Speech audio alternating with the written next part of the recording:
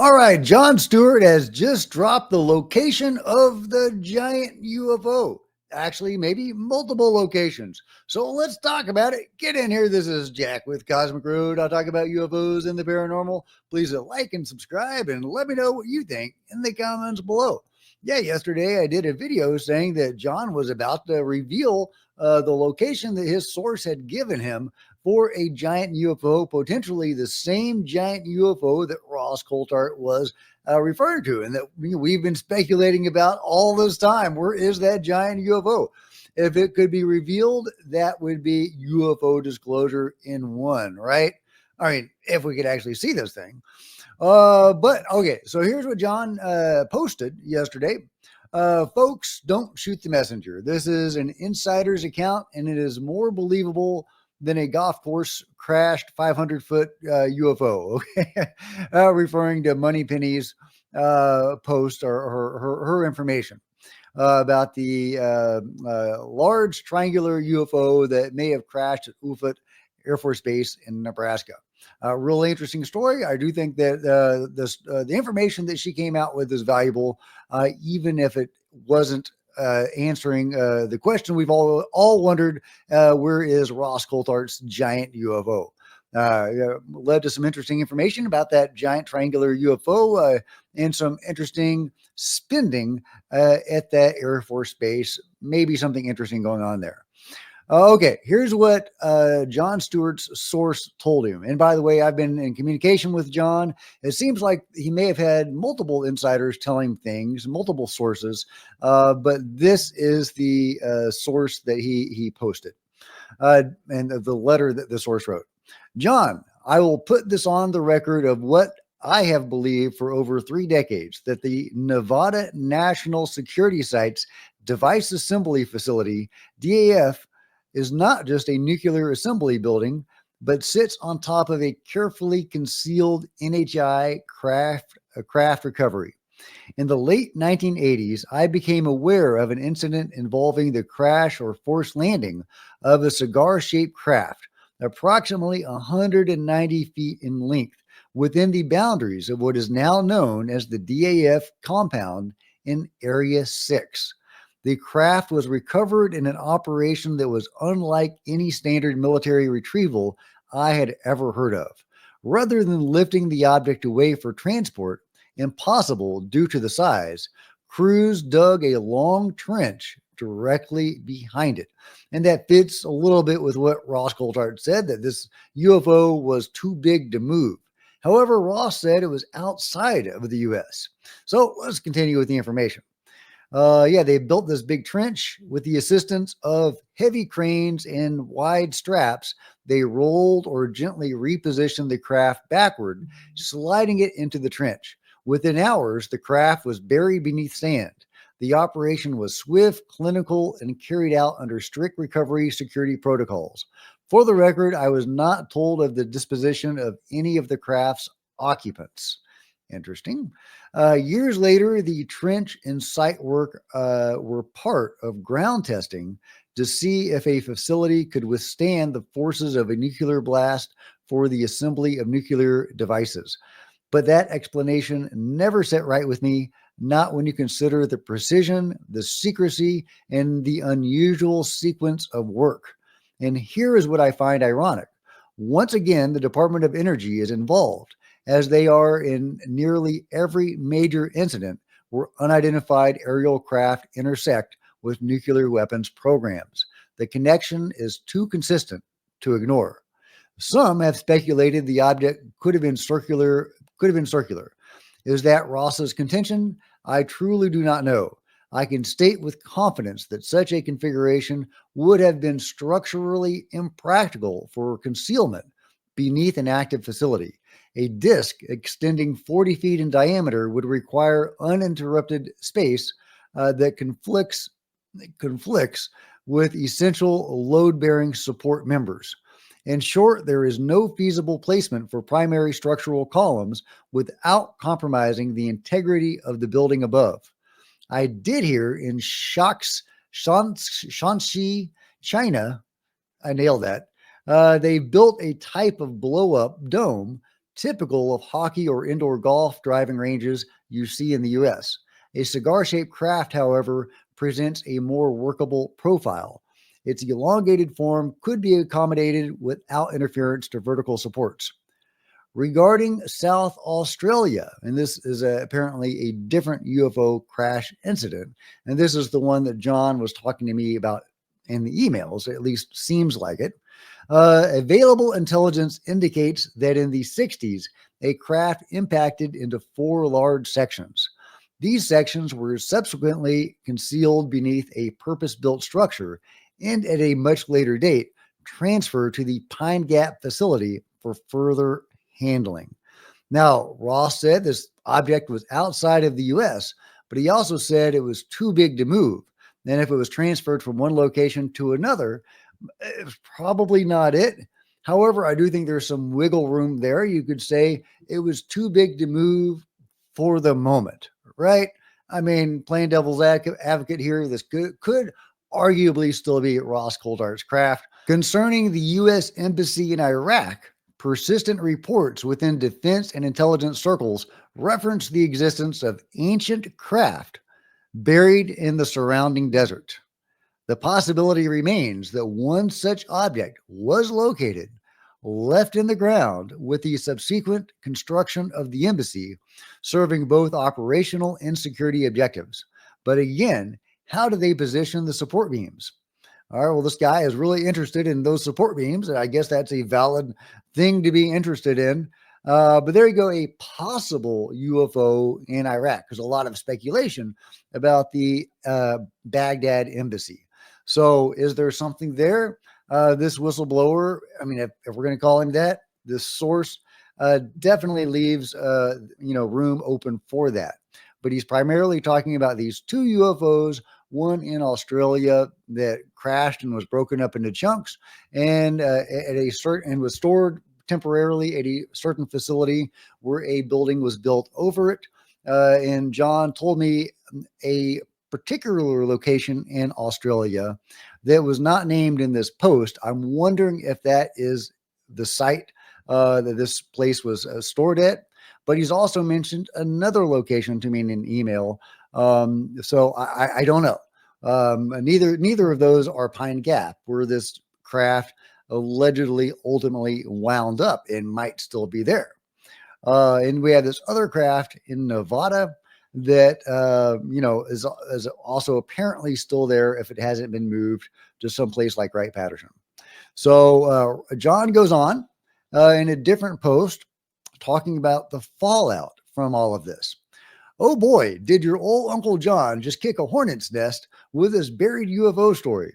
Last night, 6 intel emails hit my inbox. Hand slapped, curse words used in one email that wasn't very kind about Ross's information. For the record, Ross is my friend. I like Ross a lot. We both held the Lockheed story for months under a solemn pact, which I broke out of fear. He's a well-intentioned white hat researcher, fact. And here, John isn't talking about the Tic Tac being a Lockheed craft story. He's talking about the Lockheed Martin JSOC firefight, which I think John may have broken on Cosmic Road. I'm not sure, which was a fascinating and I think an important story showing actual conflict between factions of the control group. Jake Barber also alluded to something like that with some data stolen from one of the companies that he was working with by some other faction.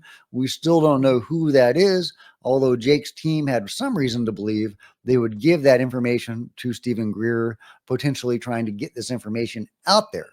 However, that didn't happen and that information hasn't gotten out there. So I guess that wasn't the motivation for the theft. I'd be really interested to hear a follow-up on that information. But Ross evidently did take that information seriously wherever they heard that from, and he actually did ask Jake Barber about it, who refused to answer. But moving on, John says, but I always show my work, even if it means breaking my own rules, and soon I'll drop a clipped email from a non-military intel operative who's furious about Ross and the building over a UFO tale making the podcast rounds.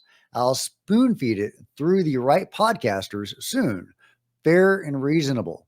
Okay, well, maybe I'll be one of those right podcasters. I've already communicated with John about coming on the show, and he offered to come on tonight, but I wasn't able to do it. So hopefully we will be able to get together at some point in the next few days and sit down and get some of this information ironed out, because I still have a lot of questions about this. Different sources, different UFOs. What are we dealing with here? Let's see. To be clear, John says, none of these intel men scoffed at my cigar-shaped craft buried in Nevada. It's the multi-level building aspect that has stirred the hornet's nest. Intriguing. In the meantime, imagine this. Cue fairy tale music. A 500-foot UFO lands on a suburban Nebraska golf course. No tarp big enough to cover it. No golf course neighbors notice. Hundreds of military and police in a Goodyear blimp-sized craft and keep it secret. Days later, Congress fast-tracks funding that usually takes years. In days, a foundation is poured with 500,000 yards of concrete. Walls go up, and a fully functional building, which should take years to build, is ready in weeks. Kind of making light of Moneypenny's information. Moneypenny fired back to John's original claim that he was going to reveal this information. And then after he did reveal this information, she has further a post about it. As you live on the bigger island to my little island, I hereby challenge you to get your bucket and spade out, or whatever implements you choose, and get down under the Offutt C2F building by foul means or fair. Open the doors, take a photo, and prove to me there is not a big UFO down there that is too big to move. And that's kind of the problem with all these stories. I mean, heck, most UFO stories, honestly, it's so hard to corroborate any of this stuff. That doesn't mean that any of it is not true, but you can't prove it. So she has a point, but I don't think we're going to be allowed to dig under that Air Force base.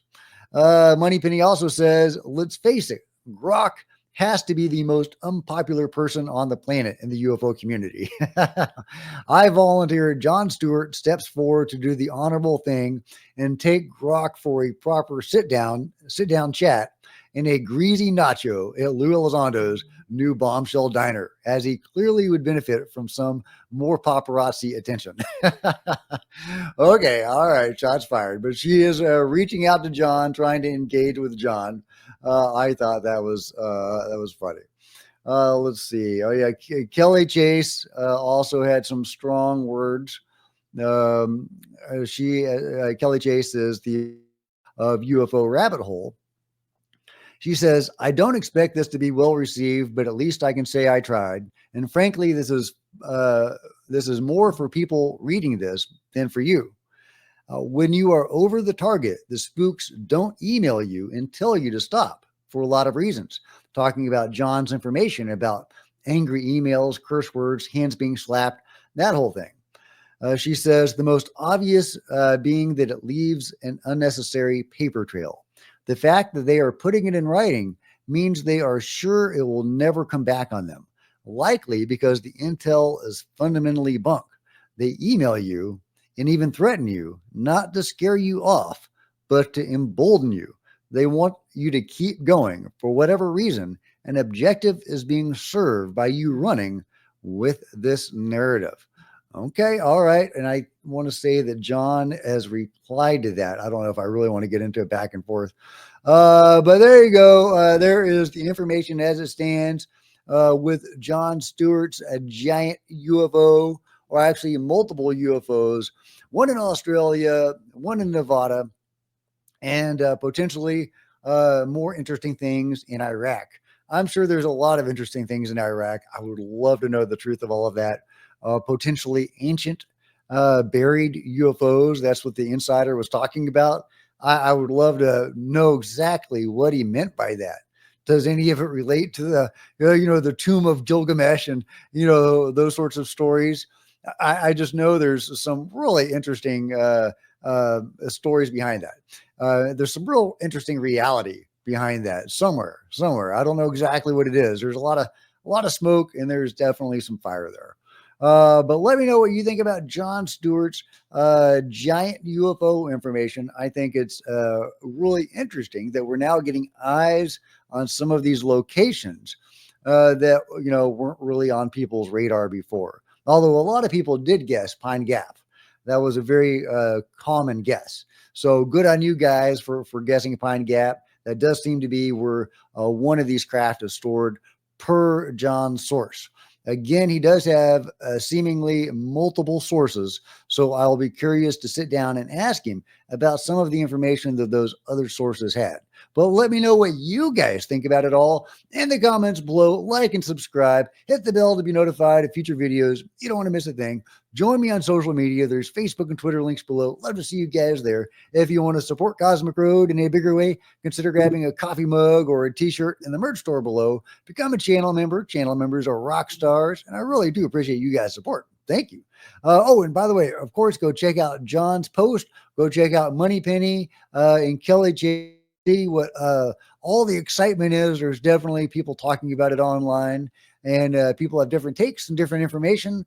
You might learn something, have a good time. So definitely go check all that out, and I will link to those below. So yeah. Okay. Talk to you next time, guys. This is Jack with Cosmic Road signing out.